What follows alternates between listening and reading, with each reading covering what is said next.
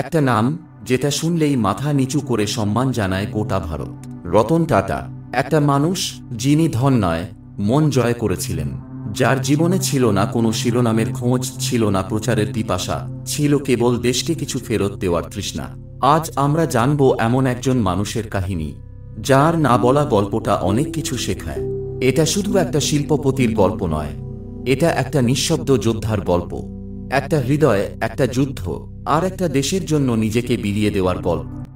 রতন টাটার জন্ম 1937 সালের 28শে ডিসেম্বর ভারতের মুম্বাই শহরে। তার পরিবার পার্সি ধর্মাবলম্বী এবং তিনি জন্মান টাটা পরিবারে, ভারতের সবচেয়ে ঐতিহ্যবাহী ব্যবসায়িক পরিবারে। কিন্তু তার ছোটবেলা সহজ ছিল না। মাত্র 10 বছর বয়সে তার মা বাবা আলাদা হয়ে যায়। এই ভাঙনের মধ্যে দিয়ে যেতে যেতে ছোট্ট রতনের জীবনে নেমে আসে নিঃসঙ্গতা, চুপচাপ থাকা, আর একরাশ প্রশ্ন। তাকে বড় করেন তাঁর ঠাকুরদা নরোজ টাটা, এবং সেখানেই শুরু হয় একটা চরিত্র গঠনের, যেখানে ভিতরে ছিল লড়াই, নীরবতা, কিন্তু আশ্চর্য এক অভ্যন্তরীণ জেদ। রতন টাটা পড়াশোনা করেন খনাউ ইউনিভার্সিটি থেকে আর্কিটেকচারে। তিনি যখন বিদেশে পড়তেন, তখন তার বন্ধুরা একে একে বাইরে সেটেল হতে চেয়েছিল, কিন্তু রতন বলেন, আমি দেশে ফিরব, কারণ আমি জানি আমার শিকড় এই মাটিতে। তিনি দেশে ফিরে আসেন একেবারে বিনা প্রচারে। কেউ জানল না এই মানুষটি একদিন ভারতের ইতিহাস বদলে দেবেন। 1962 সালে তিনি যোগ দেন টাটা স্টিল এ, কোনো উচ্চপদে নয়, সরাসরি ফ্যাক্টরিতে। সেখানে তাকে থাকতে হতো সাধারণ শ্রমিকদের সঙ্গে। তার ঘুম, খাওয়া, কাজ সবই চলত সাধারণ কর্মীদের মতো। তিনি বিশ্বাস করতেন, নেতৃত্ব মানে অন্যের উপরে দাঁড়ানো নয়, বরং পাশে দাঁড়ানো। 1991 সালে তিনি হন টাটা গ্রুপের চেয়ারম্যান। অনেকে বলেছিল, এই নরম প্রকৃতির, মুখচোরা মানুষ কি পারবে গোটা সাম্রাজ্য চালাতে। তখন টাটা গ্রুপের অন্তর্গত ছিল একাধিক কোম্পানি, কিন্তু সবাই চলত নিজস্ব পথে। রতন টাটা চাইলেন সবগুলোকে এক ছাতার নিচে আনার। তিনি নতুন রূপ দিলেন টাটা ব্র্যান্ডকে। তাকে তীব্র বিরোধিতা সহ্য করতে হয়েছিল। অনেক সিনিয়র লিডার পদত্যাগ করলেন। পত্রিকায় লেখা হলো, রতন টাটা ব্যর্থ হবেন, কিন্তু তিনি থামলেন না। কারণ তার কাছে নেতৃত্ব মানে ছিল মাটি ছুঁয়ে থাকা আর বিশ্বাস রাখা। 2007 সালে টাটা স্টিল কিনে নেয় ব্রিটেনের খোয়াস কোম্পানি। ভারতের ইতিহাসে এটিই ছিল তখন পর্যন্ত সবচেয়ে বড় বিদেশি অধিগ্রহণ। বিশ্বস্তম্ভিত একটা ভারতীয় কোম্পানি এক ব্রিটিশ জায়ান্টকে কিনে নিচ্ছে। রতন টাটা বললেন, আমরা ভারতীয়, কিন্তু আমাদের সাহস বিশ্ব মানচিত্রেও আলো করে।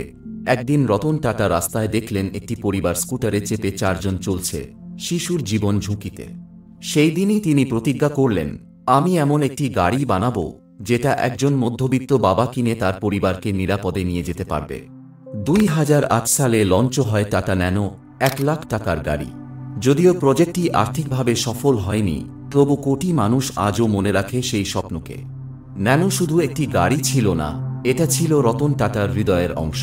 তিনি কখনো বিয়ে করেননি। তার জীবনে একবার ভালোবাসা এসেছিল, কিন্তু পারিবারিক চাপে তা বাস্তব হয়নি। তবু তিনি কাউকে দোষ দেননি। একাকিত্বকে বন্ধুর মতো গ্রহণ করেছেন। তিনি কখনো বড় বাড়িতে থাকেননি, কখনো বিলাসিতা দেখাননি। সাধারণ ফ্ল্যাটে থাকেন, সাধারণ গাড়ি চালান, এমনকি নিজের নামে কিছু করেননি। সব দান করেছেন সমাজের জন্য। কোভিড-19 সময় যখন গোটা দেশ ভয়ে কাঁপছিল, রতন টাটা দান করেন 1500 কোটি টাকা। একটা বক্তৃতাও দেননি, কোনো সংবাদ সম্মেলন করেননি, কারণ তিনি বিশ্বাস করেন মানবতার কাজ করে কখনো প্রচার করা উচিত নয়। 2012 সালে তিনি অবসর নেন, কিন্তু থামেননি। আজও তিনি তরুণ উদ্যোক্তাদের সহায়তা করেন, বিনিয়োগ করেন স্টার্টআপে, কথা বলেন ইনস্টাগ্রামে। তিনি আজও বলেন, ভালো কাজ করো, কথা নয়, কাজের আওয়াজ উঠুক। রতন টাটা আমাদের শিখিয়েছেন, আসল শক্তি চিৎকারে নয়, নীরবতায়। আসল নেতৃত্ব আসন থেকে নয়, আচরণে। আসল সাফল্য টাকা নয়, মানুষের হৃদয়ে জায়গা করে নেওয়া। তিনি কখনো বক্তৃতা দেন না, কিন্তু তার জীবনই একটা বক্তৃতা। তিনি কখনো কারো বিরুদ্ধে কিছু বলেন না, কিন্তু তার নীরবতা গোটা সমাজকে পাল্টে দেয়। রতন টাটা আমাদের শেখান, Take the stones people throw at you and use them to build a monument. আজকের তরুণ যদি তার মতো হতে চায়, তাহলে শুধু একটা জিনিস মনে রাখতে হবে, বড় হতে হলে আগে ভালো মানুষ হতে হয়। এই গল্প যদি আপনার হৃদয় ছুঁয়ে যায়, তাহলে সেটি অন্যের সাথে ভাগ করে নিন। কারণ এমন মানুষকে জানলে নিজের জীবনটাকেও নতুন করে ভাবতে ইচ্ছে করে।